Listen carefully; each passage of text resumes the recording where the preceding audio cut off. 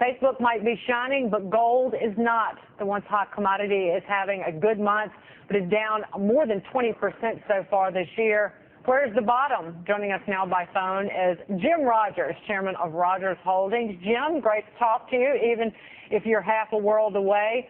Where is the bottom? Oh, gosh, Dagan, how should I know? Watch Fox Business News. They know. Well, that's why we have you on Fox Business News, because I would expect you to know certainly more than most. Do you have a sense of how far it can fall at this point? Well, yes, I expected it to go to 1,200, which it did, and I bought a little bit just in case. I suspect, Dagan, over the next year or two, gold will make a complicated bottom. We went up 12 years in a row, which is extremely unusual. I know the anomaly was gold's strength for 12 years, so I suspect it will not make a normal bottom. The anomaly in the correction will be how far it goes and where it goes. I don't know. 50% corrections are fairly normal, even in bull markets, so that would be 960, say. I'm not a market timer. I'm not a very good trader. I'm just pointing out to you that between $900 and $1,000 would be a fairly normal correction for something like gold. I own it. I'm not selling it. If it goes down again, I hope I'm smart enough to buy more. Well, why would gold, over the long run, if it follows inflation, why would it outperform inflation? Why wouldn't you do the same in some Treasury inflation-protected securities, for example? Well, first of all, the way they account for the Treasury inflation securities are a sham. I mean, please, if you get your advice or use U.S. government accounting, you're going to go broke, Dagan. So please, if you're going to look at those things, check very carefully how they work. Well, then why would it outperform the stock market if based on inflation? What, gold or Treasury? Gold.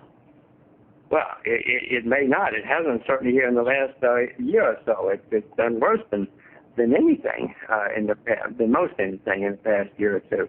But Dagan, remember, it went up 12 years in a row. It had an astonishing run.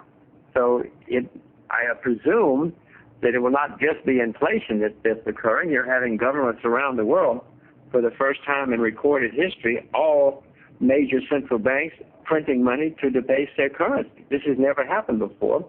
And always in the past, when something like this for an individual country has occurred, it's always ended very, very badly. I presume it will this time, too. Is there a store of value, though, that would perform better than gold, that you like more than gold at this point? Oh, I'm sure that sugar or rice or, some of the agricultural products would be extremely depressed. Sugar is down 75% from its all-time high. There's not much that's down 75% from its all-time high. I'm sure that all of your viewers can find something that would do as well as or better than gold, but I'm not selling my gold. In terms of sellers and buyers, Jim, do you think that the average investor has made money on gold, even though it's up 12 years in a row? Individuals have a tendency to buy at the wrong time, and it's been a shocking and ugly come down for some, not just the year, but it's off 30% from the high hit about 2 years ago. Do you think the average person made money on gold? Well, that's an extremely good, insightful point. Gold. Everybody who bought gold in the last 3 years, I guess, is losing money now. And as you point out, most people get this sounding pretty hopeless. I don't know who the average investor is, but it's certainly clear that anybody who bought gold nearly everybody who bought gold in the last 3 years is losing money.